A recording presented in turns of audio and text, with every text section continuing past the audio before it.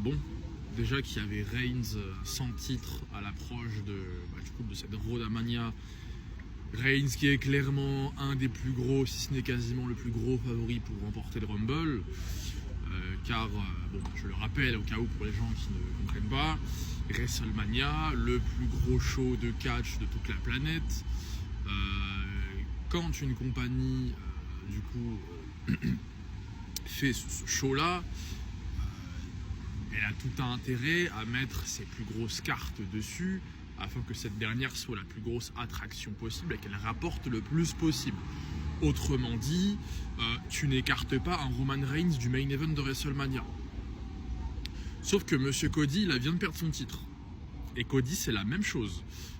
Pour les gens un peu diminués intellectuellement qui pensent que Cody va mid-carder à Mania, non, Cody va aussi main eventer Mania, les gars.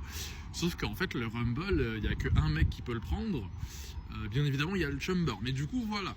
Là, on a... En fait, McIntyre, ce qui est cool, c'est que, c'est bien pour lui, car il va pouvoir enfin performer sous les plus grandes lumières et montrer de quoi il est capable, comme mec qui, plus ou moins, porte l'industrie sur ses épaules et, du coup, est l'objet de rivalités importantes, car il a la ceinture indisputée.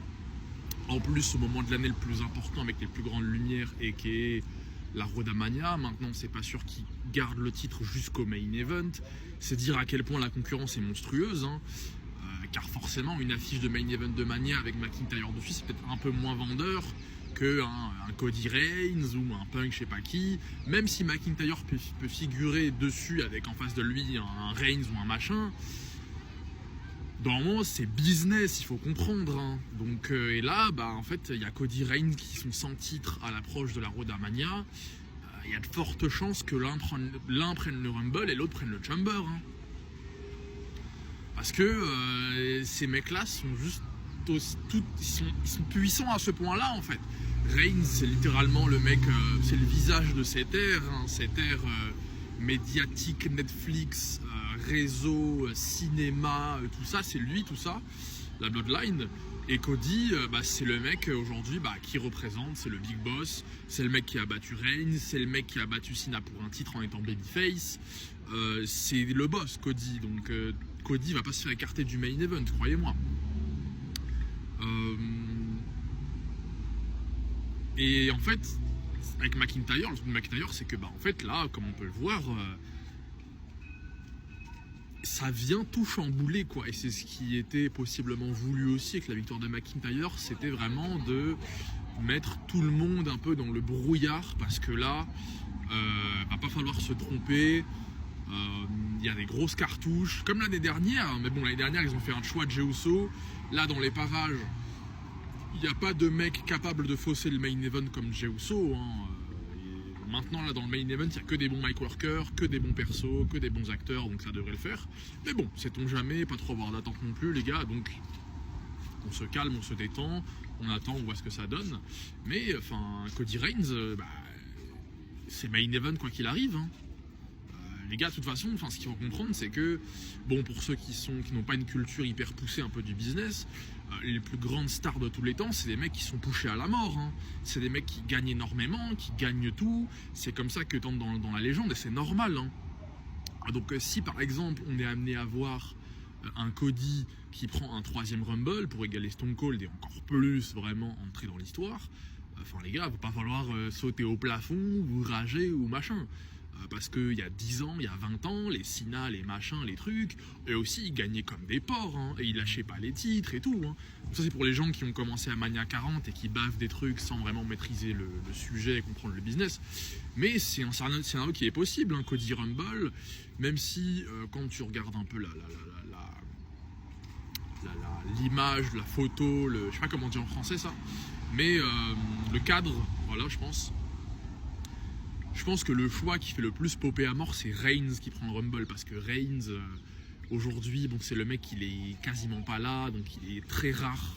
Sa présence et du coup n'en est qu'amplifiée en fait à chaque apparition. Il fait sauter toutes les stats. C'est vraiment le visage de cette ère. Donc c'est un peu aussi plus ou moins le boss de la compagnie, mais qui n'est jamais là. Et c'est pour ça que Cody a vraiment aussi ce poste là. Cody l'a battu aussi, mais là ça va être intéressant de voir la road, hein, parce que Cody Rhodes c'est main event quoi qu'il arrive, hein.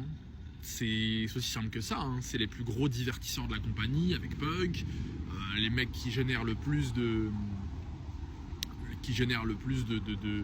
gros programmes, de moments, qui sont les plus vendeurs. C'est les leaders de cette ère, hein. Donc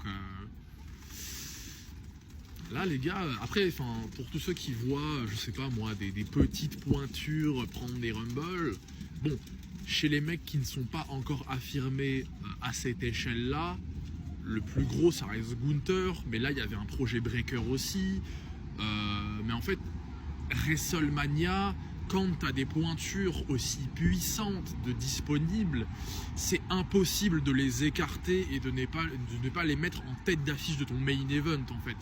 Et pour tous les gens qui pensent que ouais, percer les petits, machin, ça dépend des airs, des époques et surtout de la concurrence. En fait là, tu donnes pas un Rumble à Obafemi alors que tu as Reigns et Cody sur le côté, que tu as Gunther aussi, que tu as Breaker, que tu as des mecs qui se sont déjà affirmés et qui ont prouvé dans le main roster et qui ont déjà un certain élan, qui génèrent déjà un certain engouement, qui ont déjà en fait une empreinte dans le main roster. Tu vois, Obafemi, il est très bon, c'est un bon acteur, il a un bon perso, au mic c'est correct, mais de toute façon c'est pas très grave puisqu'il a vraiment une grosse carrure, il a une grosse voix, il est intimidant, donc ça il n'y a aucun souci, mais dans le main roster de la WWE c'est personne.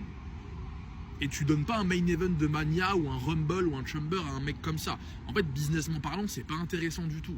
Dans les arènes dans les arènes de Raw, de SmackDown et tout, il y a beaucoup de gens qui consomment le contenu de manière régulière, mais même s'ils sont américains, il y en a plein, ils s'en battent les couilles d'NXT.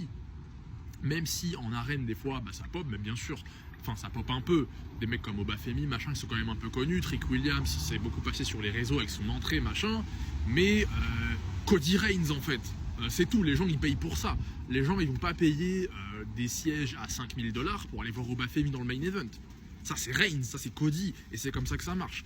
Donc tous ces petits là, ça va être un peu plus tard. Vraiment chez les petits, les mecs qui peuvent peut-être braquer un truc, c'est Breaker ou peut-être Gunther. Gunther petit, c'est pas un petit Gunther, mais c'est un mec qui ne respire pas encore dans la Punk Reigns Cody sphère. Gunther, il est juste en dessous, il est aux portes. Là McIntyre, il est en train de défoncer la porte avec le titre, mais genre là pour vous dire, si un mec comme Breaker il prend le Rumble ou un Chamber ou machin, ça reste un braquage, plus ou moins. Parce que en fait il y a Cody Rhodes qui sont en attente de prendre un truc et qui vont prendre un truc. Et alors que Breaker, au cours de ces derniers mois, il est dans le main event avec The Vision, machin, il a un élan qui est assez costaud, sauf que il y a des Cody Rhodes, et c'est des mecs qui sont beaucoup trop puissants, et c'est comme ça que ça marche en fait. Donc voilà, donc le projet McIntyre qui prend le titre, vient un peu tout bousculer, je pense que c'est ce qui était voulu, mais ça va être très intéressant parce que là, Cody Rhodes, t'as Cody Rhodes quoi, et Rumble Chamber... ils vont probablement se les distribuer, ces goats du cinéma, de machin, de tout là, donc à voir. Hein.